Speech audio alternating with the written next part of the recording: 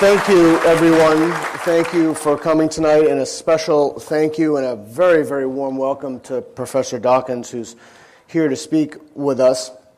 I had a list of questions, but I found myself welled up, incredibly tearful when I sat and listened to people.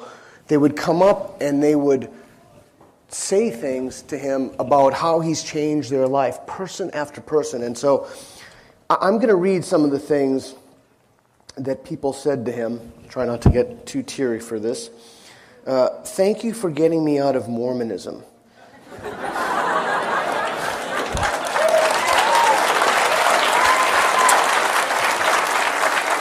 The selfish gene inspired me to go into biology. Your work changed my life. Thank you so, so much. Think about that. Your work changed my life. I appreciate your existence. The God delusion was the reason I left Mormonism. I can't thank you enough. Thank you, thank you, thank you, thank you, Professor Dawkins. You saved my life. Thank you for snapping me out of my wishy-washy agnosticism. I'm the first member in my family in 5 generations to leave the Mormon church. Thank you for everything. We had a lot of Mormons tonight. Absolutely inspirational sitting here. Oh, that was me. Absolutely inspirational sitting here with Richard Dawkins, person after person telling him he changed their life. I came all the way from Canada to see you. Thank you for reasoning myself. Thank you for reasoning me out of something I didn't reason myself into. I love that one. That's a good one. Yeah. I am unbelievably grateful for all you've done for me. You helped me out of delusion. I drove from Canada to see you. Thank you so much. You've changed my world. Thank you so much. This book has changed my life, the God delusion. Thank you. I owe you life. I am so grateful. Your books have helped. Yeah, people suffering from very serious faith-based delusions. Then someone wanted him to sign the Book of Mormon, which he did not. Anyway, they go on and they go on and they go on, and I just wanted to ask you, what is that like? It's very moving. I mean, can you hear me? Is my mic on? Yeah. No, it is extremely moving, and it's particularly cheerful to me because very many times people say to me, of course, all you do is preach to the choir.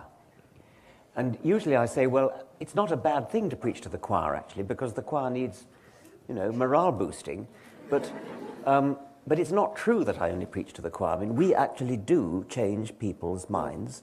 And I think that needs to be said, because we're so often accused of only preaching to the choir, and we're so often accused of alienating people by being too in your face, and so often told the only way to convert people is to be seductive, and to sort of encourage people in, welcome them in, and say, it's okay. Right. You don't have to give up your faith suddenly. Do it gradually, and you don't have to give this and give that, and so on. So I think that the very encouraging remarks that you've read out, which actually I hear everywhere across the United States, especially in the Bible Belt, by the way, interestingly, I think they do indicate that there is something to be said for just speaking bluntly, right, and not necessarily always going for the accommodationist, seductive, right, approach. And for all those people who say that you can't reason people out of their faith or it's hopeless, that we know that's not true. I mean, look around. Yeah. We packed a 700... It's a rather patronizing thing to say, actually, isn't it? That you can't reason people out of their faith. Right. I mean, it's looking down on people to say that. And reason is hope. Yeah. That's the hope they have. So I wanted to ask some questions, and we have the memoir that was on sale. Why did you write a memoir? Publishers asked me to. I'm getting on a bit, and It's the kind of thing people do when they're getting on a bit. I wanted to. My mother has a very good memory for long ago, and she's. I was able to interview her, talk to her. She's 96, and I learned a lot from her and from her diaries. Just missed my father, who died a year before I started it. And as my wife pointed out, if I was going to do it at all, it's just as well to do it while I'm still around myself. Was it different? You've written so many other books. Was it different from your other books, to write a memoir? Yes, it is a bit different. It's a slightly embarrassing thing, in a way, writing your autobiography. You sort of feel, who the hell wants to know about me? You know, and actually, some of the there have been some extremely nice reviews, but also one or two extremely unpleasant reviews. And the worst thing anybody seems to be able to find to say about this autobiography is that it's about the author. So as I said, not a lot I could do about that, really. You came to reject the belief in God at a comparatively early age. Did your parents come to share your views? I think they always did. I don't think, they didn't talk about it very much. I was never really indoctrinated in religion by my parents. I went to Anglican schools. In England, in my time, it was pretty difficult not to go to Anglican schools. They pretty much all were Anglican schools. And so I was fed the sort of fairly weak and not too serious version of Christianity, which is Anglicanism. I sort of feel somehow if you wanted to inoculate a child against a really virulent strain like Roman Catholicism, the best thing to do would be to vaccinate with a weakened strain of the virus. And Anglicanism does that pretty well. So I'm curious about a few things. One thing I'm curious about is what's the best argument you've heard for the existence of God? What's the best one? I don't think there are any good ones, but the nearest approach to a good one, I think, is the argument of the physicists when they say the universe is fine-tuned and that the fundamental constants of physics, you sort of half a dozen or so numbers which physicists just give us. These are constants, and physicists don't know why they have the values that they do.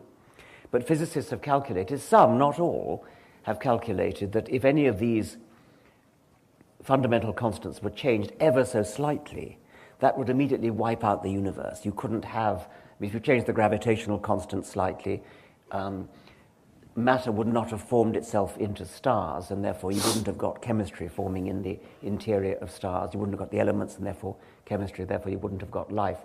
So you have this sort of image of half a dozen knobs that you twiddle to raise or lower the gain on particular fundamental constants. And there is a theistic argument that says because these knobs are all precisely where they have to be in order to give the kind of universe that would give rise to us, there must have been a divine knob twiddler who set these constants to exactly the right, fine-tuned them to exactly the right value. It's probably the best argument I know. It's still a lousy argument because, of course, it leaves completely unexplained where the divine knob twiddler himself came from. I mean, you have to have a supernatural, superhuman intelligence to know exactly what values to twiddle the knobs to. And if you're going to be allowed to postulate an intelligence right from the start of the universe, then you might as well just postulate the fundamental constants themselves. Right. There are other explanations for the fine-tuning of the universe, and the best one is probably favored by most physicists is the multiverse theory, whereby the universe that we know, the universe that we can see with our instruments, is only one of a very, very large number of universes. Some physicists speak of a bubbling foam of universes, and we're just in one bubble. And each bubble has different values of the fundamental constants.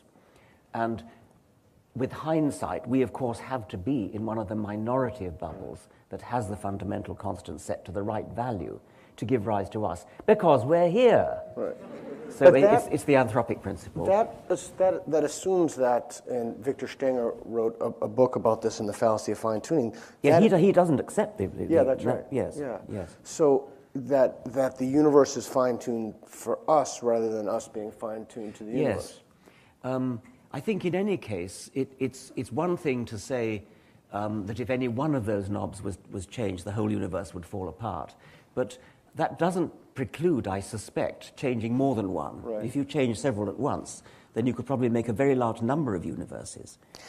Even the possibility of a multiverse, though, would seem to me to undermine any sort of faith-based notion. I mean, if I'll tell you the best argument that I've heard. The best argument that I've heard is, why is there something rather than nothing? Unfortunately, it's also a very poor argument because either there was something, it's the multiverse theory for one, and if there is a multiverse, then that must, by definition, undermine one's confidence that the universe had a beginning and that beginning was God. Well, even if you have a problem deciding how things began, why there's something rather than nothing, how on earth does it help to postulate an intelligence doing it? I mean, Right. it's a mystery how maybe it is a mystery how anything started, but it's a hell of a lot easier to understand how something simple started than something as complicated as a divine intelligence. Right. Which actually, after my Freedom from Religion talk, we spoke about what it would take us to believe in God. And my claim to you was that it just cannot be an internal state. It cannot be a feeling that one has. And it can't be, for example, the testimony of the human, of the Holy Spirit. And one reason for that is because people have different testimonials to different things and they're contradictory. And the other one is it could be a delusion. And how would you know if that were a delusion? So given that this is a big question, but given that the host of arguments don't work, what would it take for you to believe in God? Well, I used to say it would be very simple. It would be, the second coming of Jesus, or a great big, deep, booming bass Paul Robeson voice, saying, "I am God and I created." But I was persuaded mostly by actually Steve Zara, who's a regular contributor to my website, richarddawkins.net. He more or less persuaded me that even if there was this booming voice and the second coming in clouds of glory, the more probable explanation is that it's a hallucination or a conjuring trick by David Copperfield or something. I mean, he made the point that a supernatural explanation for anything is incoherent, that it just doesn't sort of, it doesn't add up to an explanation for anything.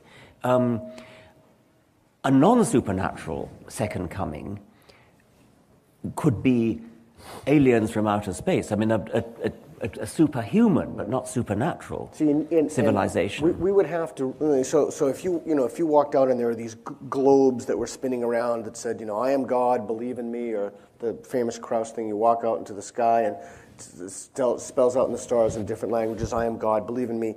Well, again, the problem is it could be a delusion, but the other problem is you'd have to rule out alternative explanations, like the aliens. I mean, you'd have to.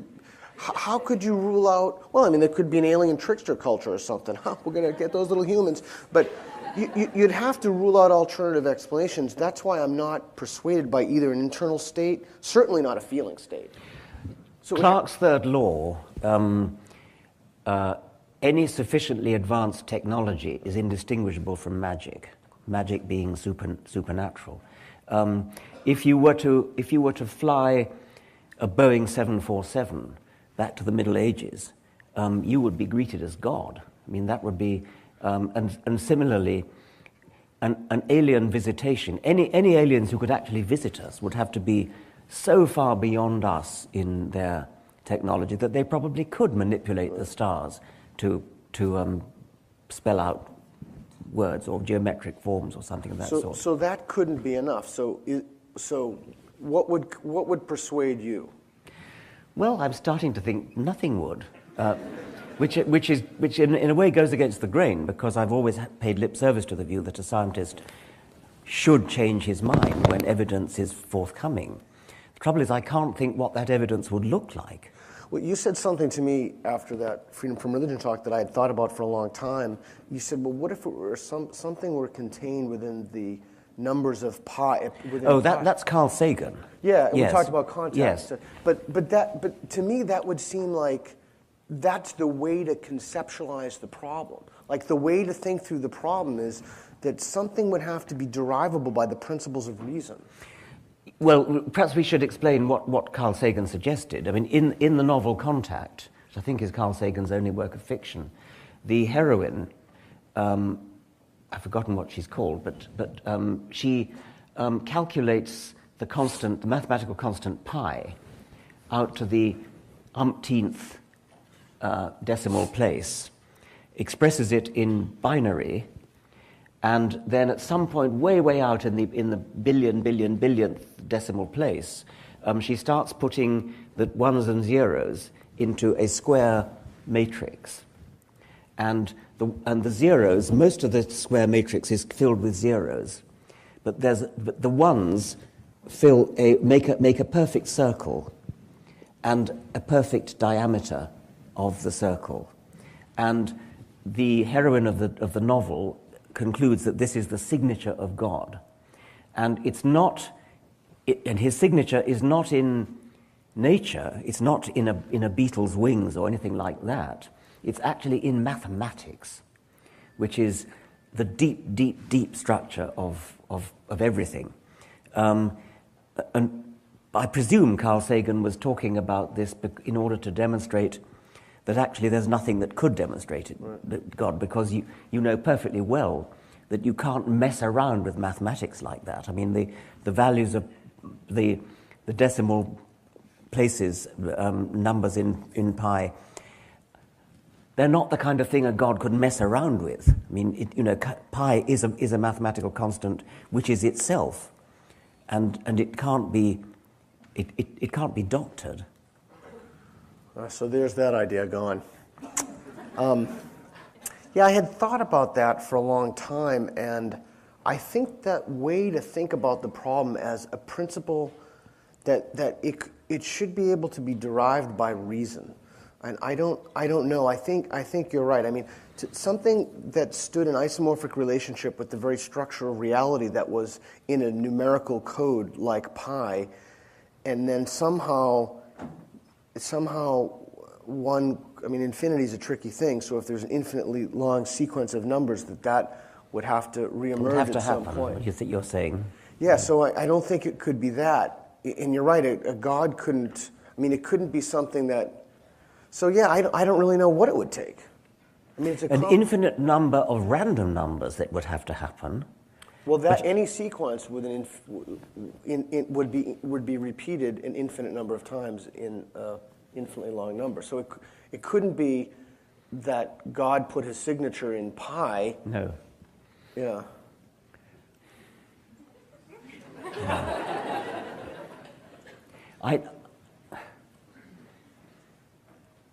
You could write your signature in DNA. Craig Venter's done it. Right.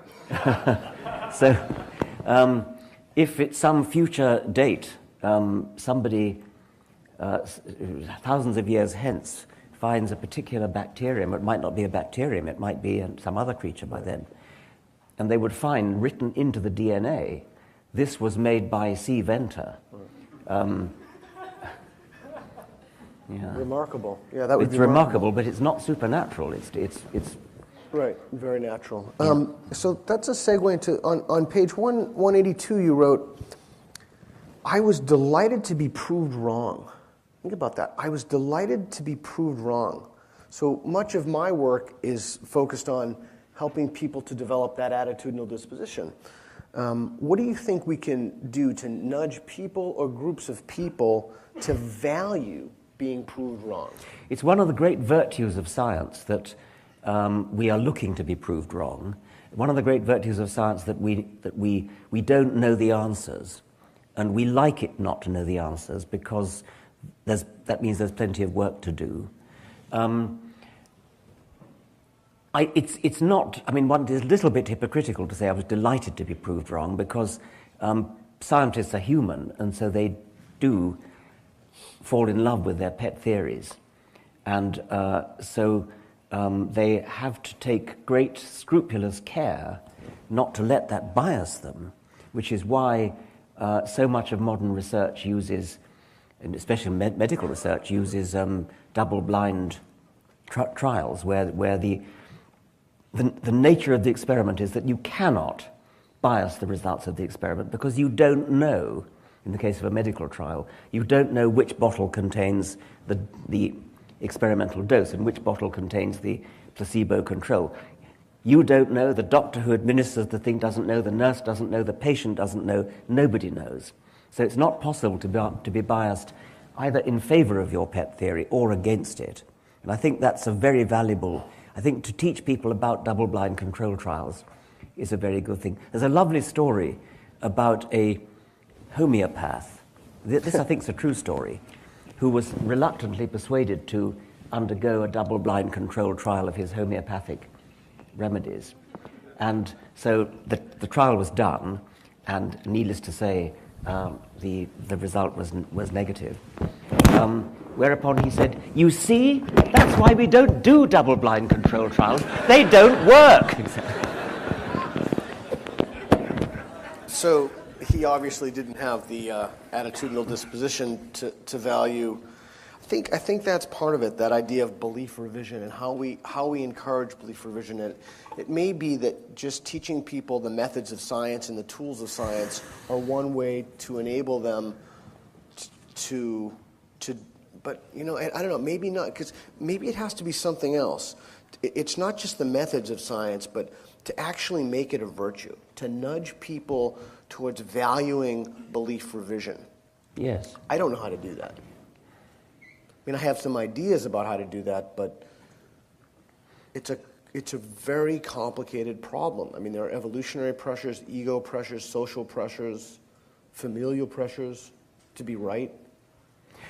Yes, I think you have to persuade people that what they believe is all very nice, but it's not important. I mean, what matters is what the evidence shows. Right. And Conrad Lawrence used to say that he used to reject 6 hypotheses every morning before breakfast. That was a lie, but it gives you the idea of the ideal. Right. I don't think he ever rejected a hypothesis in his life, actually. And that's unfair. Sorry, I shouldn't have said that. I'm going to throw you a curveball. I'm going to switch the subject a little bit. This is particularly appropriate for colleges and universities. Censorship, speech restrictions, and what's termed political correctness are advocated by many contemporary leftists. Can you talk about the role of the left in suppressing criticism of religion and faith, particularly in regard to Islam? And I was wondering if you could also draw in the book, you talked about your experiences in Berkeley and then at Oxford, if you could draw upon those experiences. And even more specifically, I'm thinking about the LSE, the London School of Economics, and there were students from the atheist and humanist group who wore these very innocuous T-shirts of Jesus and Mo with a picture of Jesus. And they're to me, to my mind, for any reasonable person, they're just saying things like, "Hi there." And they were asked to remove it, and they were told that they're not allowed to come back because this is offensive and insulting to people. And I wonder if you could comment on what's happening in college campuses today and what the role of the left is, particularly with regard to Islam. There's a lot of stories like this, and I think they're really rather sinister. London School of Economics, LSE, is a university with a long and honourable history of radicalism. And it's the last place you would expect this kind of thing to happen. But the story, it's all written up on the web, and you can read about it. The students were, the atheist stall, they were wearing this very innocuous, as Peter says, a very innocuous T-shirt. I don't know whether you know the Jesus and Mo cartoon, but it's incredibly gentle. I mean, it really is. It's mild and gentle and really benign. And they were suddenly aware that a member of the student union executive, who was a female Muslim wearing a headscarf, came and started seizing their materials without saying anything. He just came and seized them and tore down their banners and asked them to remove their T-shirts, which had Jesus and Mo on. And they very reasonably refused and asked her why she was taking their stuff down. She was then joined by other members of the committee of the student union.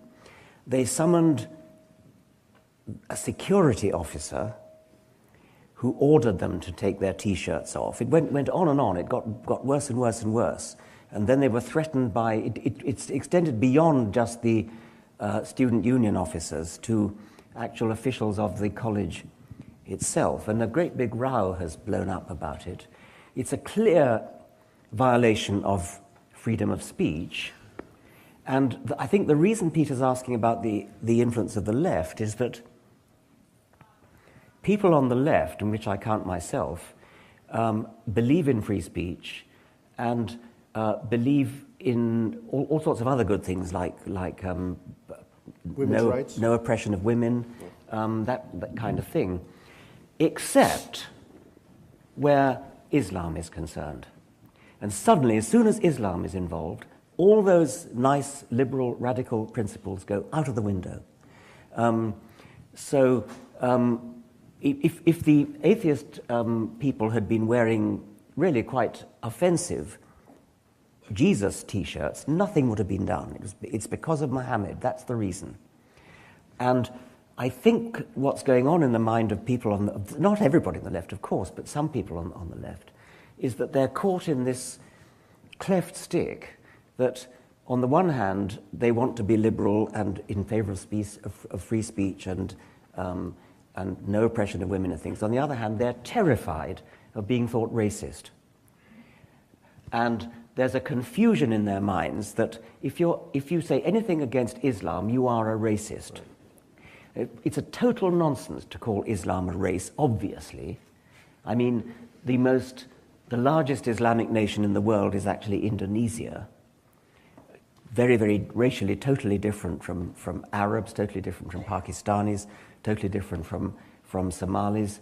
There is no justification whatsoever for calling Islam a race, no justification whatsoever for calling any criticism of Islam racist. But they are confused in their tiny minds. They're muddled and they're hypocritical. It's almost the case that you can say something. Actually, I tweeted about this only today. That we are passionately against oppression of women unless that oppression is part of, quote, their culture. How patronizing and condescending can you get?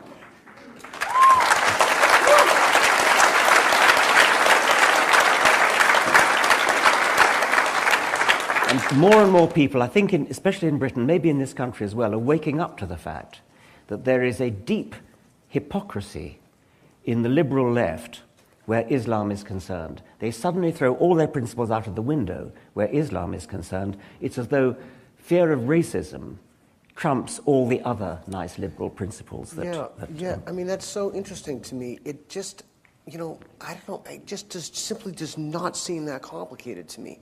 Look, if it's an immutable characteristic, like race is an immutable characteristic, just back off. But if it's an idea, all ideas are fair game. Islam is an idea. Islam is not a race. And so what we see is we see offices of diversity, we see speech codes. I personally don't see any evidence, at least in this country, I can't speak for other countries. My Muslim students are nothing but respectful. Of course, that's right. Engaging ideas, and it's unbelievably condescending to think that because you're a Muslim, you can't engage in a conversation. And I don't. And again, I see that. Not only do I see that coming from the left, but I am concerned. I am deeply concerned about. So I'm concerned about speech on one side of it, but I'm also concerned about many Islamists use Islam as a political force, and what I see happening is when we're asked to censor our speech, we're basically asked to give up a First Amendment right. We're asked to not criticize individuals who themselves are using a religion for a political purpose. And I'm deeply concerned about the shutting off of discourse on American universities. Yeah. It's very disturbing. I think it's a bit worse in Britain, and there was another example when Lawrence Krauss, the physicist, was invited to give a talk. We had have a debate, I think it was, in London, one of the London colleges, I think it was University College London, and he heard in advance that the organisers were proposing to segregate the audience such that the women were not allowed to sit with the men. Now, this is not, I mean, this is something that some sects of Islam demand. Lawrence said he would not speak under those conditions. So they capitulated and said, okay, we won't enforce this segregated seating. Lawrence arrived at the venue and found that in fact the seating had been segregated. So he said he was going to walk out, and he did walk out, and they were very upset, and they rushed after him to try to persuade him to come back. And they said, well, we'll mix them up. And so I think 3 men, token men, went and sat in the women's section. Lawrence then relented. It was very nice of him to do so. I think I would have persisted in walking out, and I think he possibly regrets coming back, but he's a nice guy, and he didn't want to cause a fuss. But that's what happened.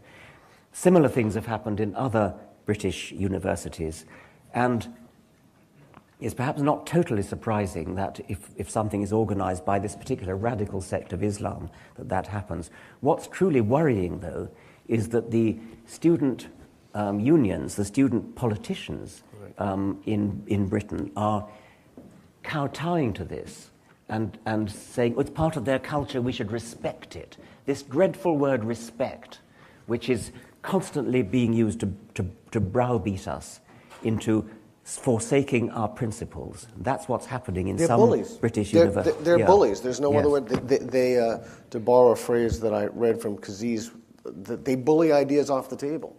So, another question I was thinking of, many of my colleagues, they won't even talk about it in class because they're afraid of a complaint. And I would argue that the complaint would not come from a Muslim student. I would be astonished. I speak very freely. I've never had a complaint from a Muslim student. No. Yeah, so, what advice could you give my colleagues who are petrified of speaking about these issues for fear of offending people? I mean, it's like a stranglehold. Why shouldn't you offend people? Right.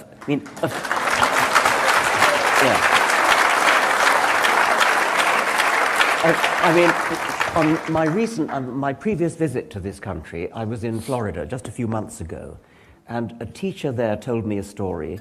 I try and remember it. I hope I don't get the details wrong. She was a teacher of biology, and she was teaching evolution, as she should. It's a central theorem of biology. And one...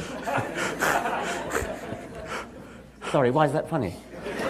This is the United States. Sorry? You cannot teach biology without evolution. It pervades the entire subject. So this teacher was doing that. One student complained to her parents that she was offended by having evolution taught in her school class. The parents claimed.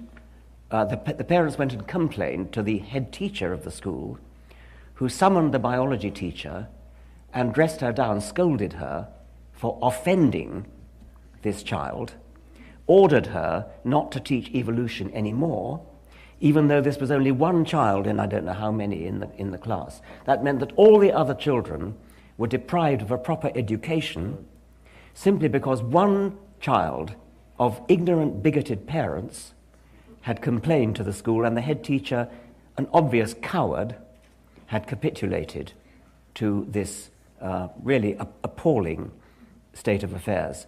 Fortunately, the biology teacher herself was a teacher of initiative, and she went to the nearest university and invited a professor to come and teach evolution. Since he was not employed by the school, and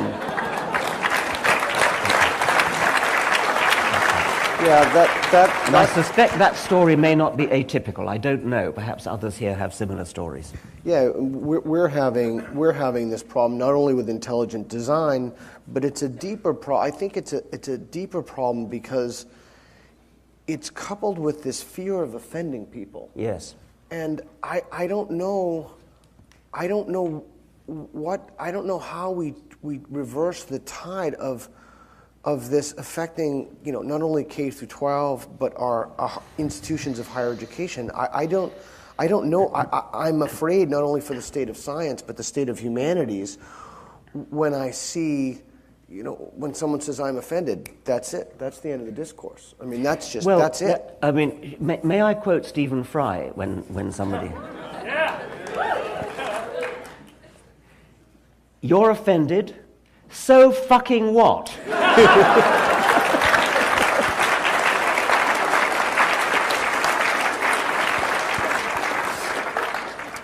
All right, I will.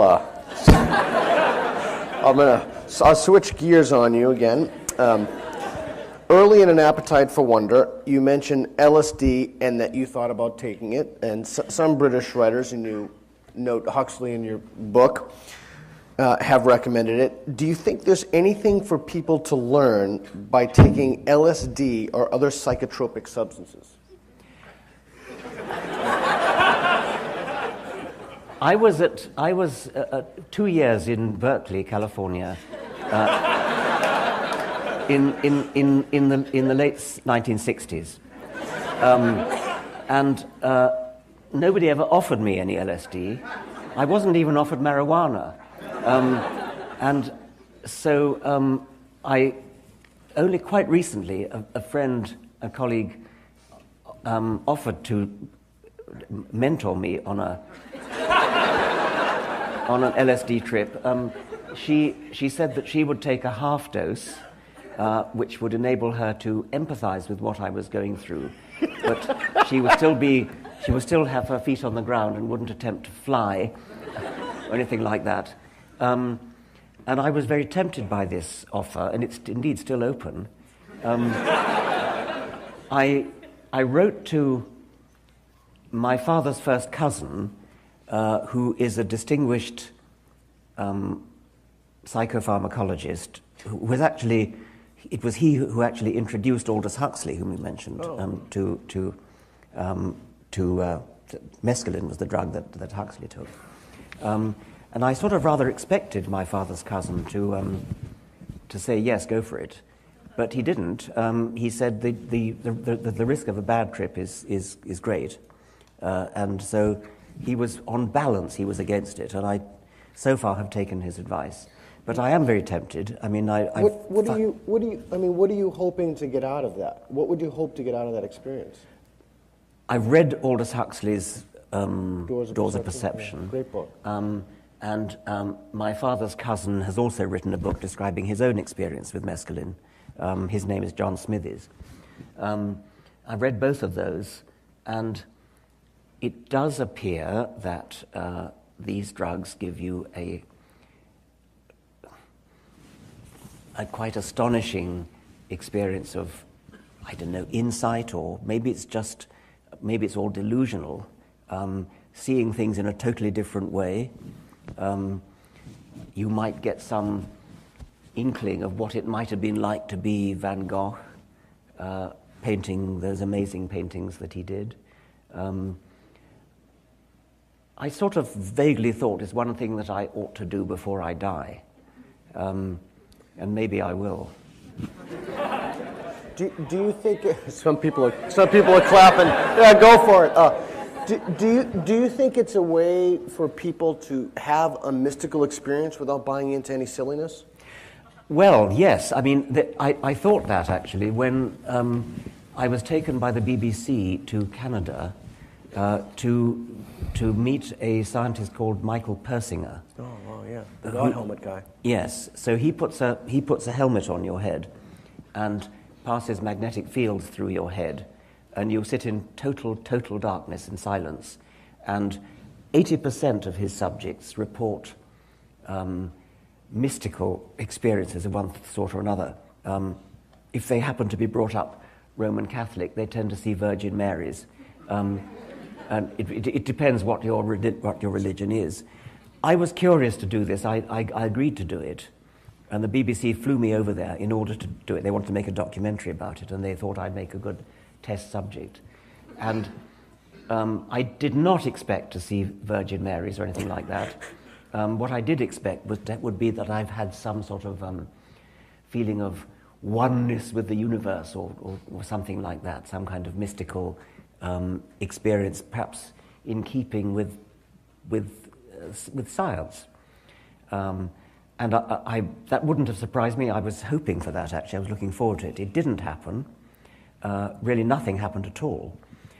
And I suppose, Persinger said, well, I must be one of the 20% to whom it doesn't work.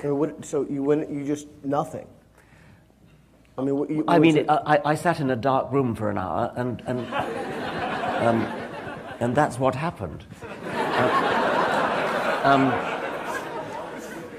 The BBC's idea of a control was to have one other person who was a vicar, a local vicar. Oh.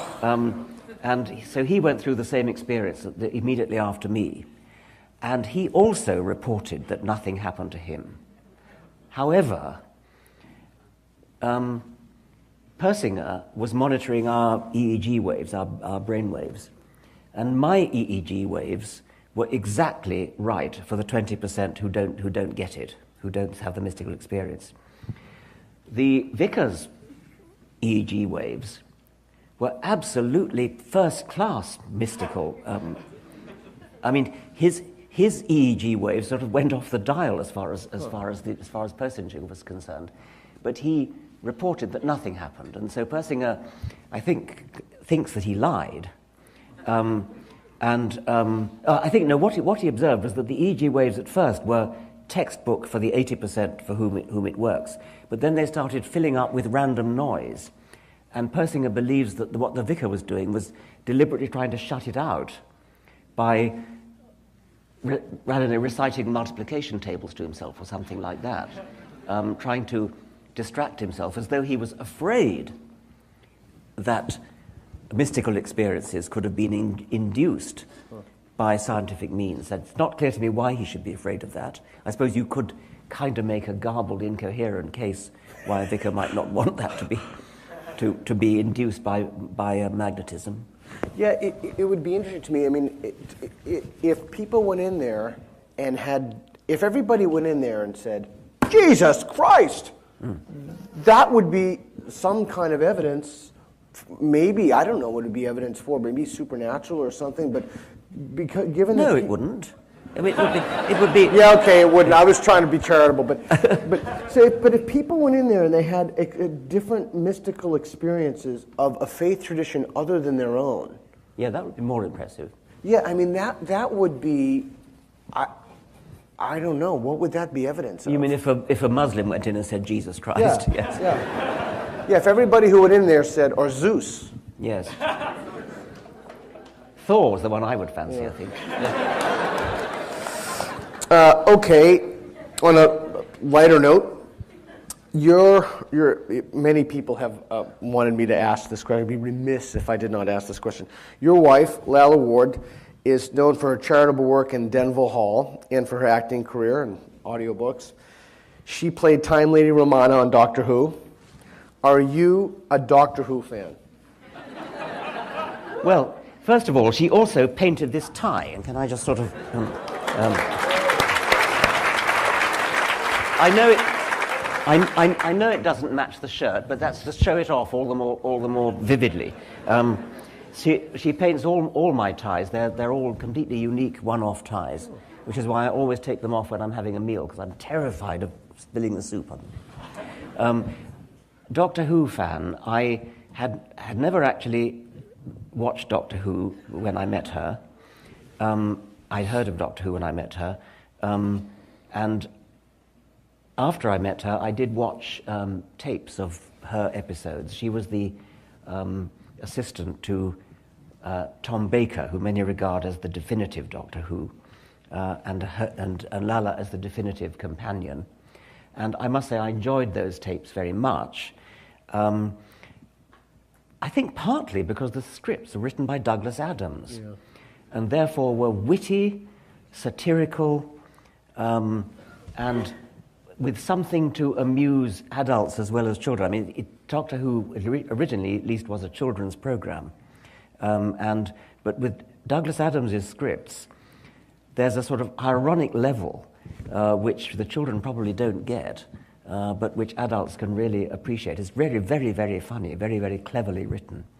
And Lalla tells me that not only that, but that she and Tom Baker also ad-libbed quite a lot and also added witty touches which were not in the script. And they did that especially when Douglas wasn't the script writer. They kind of Douglased up the script. So, are you a Doctor Who fan? Well, I appear to be a fan of that particular era of Doctor Who. Okay. I haven't watched any of the others, including the revival ones. Okay. Who's the one that people like? Yes, okay. I did see David Tennant playing Hamlet, and he was good. Oh, and I did play a cameo in Doctor Who myself, but I was only on for about half a minute. I was playing myself. I was wheeled into a television studio, and I had to say, "But look at the stars! We're in a completely different part of the universe."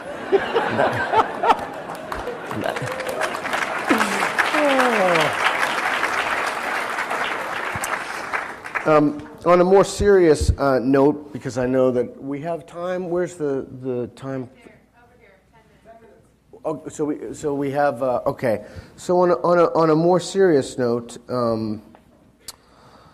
how has Hitchens' passing affected you? He's a terrific loss. I think he is the most eloquent orator I've ever actually heard. I mean, he had a superb voice, this wonderful, deep baritone, rather like Richard Burton, I always thought. And is incredibly quick on his feet, multitudes of facts at his disposal, perfectly delivered sentences, a master of the put-down, the so-called hitch slap.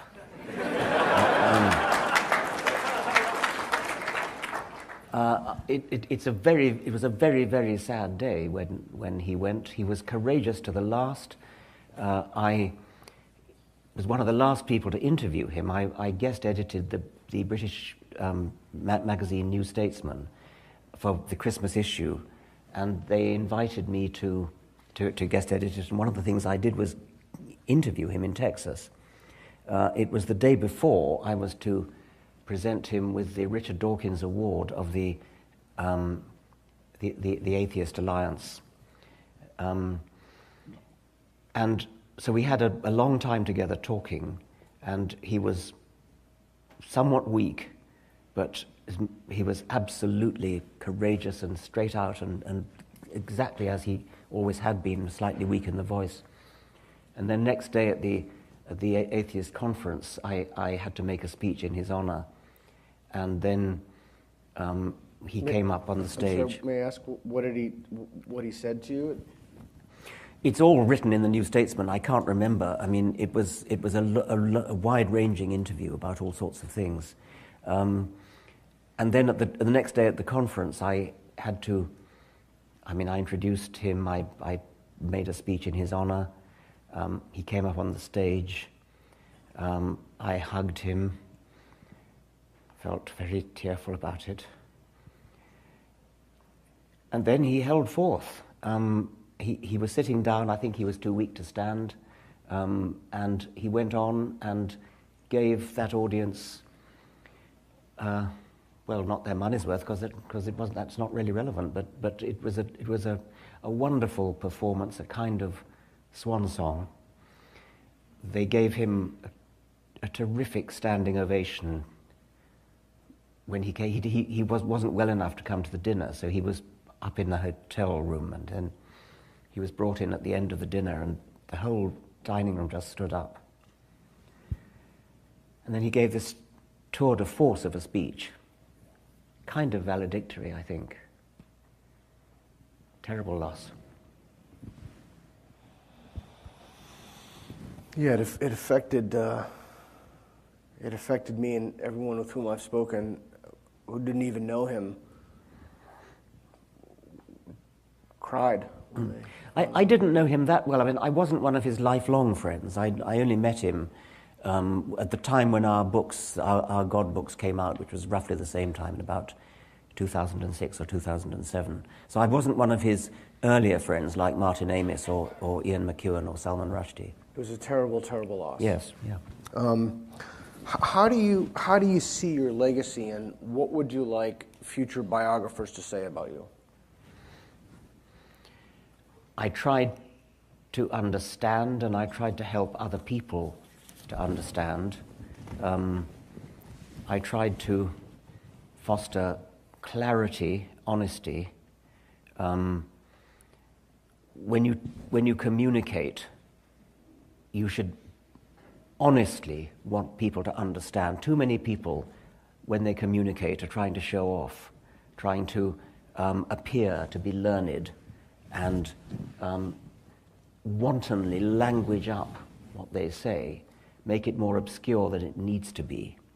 I would like to be remembered as somebody who never ever did that, who always wanted to be understood, wanted to be clear. By the way, some people even find clarity threatening. If you say something straight and clear, straightforward, unambiguous, it sounds to some people as though they're being attacked. So I think I would like to be known for that.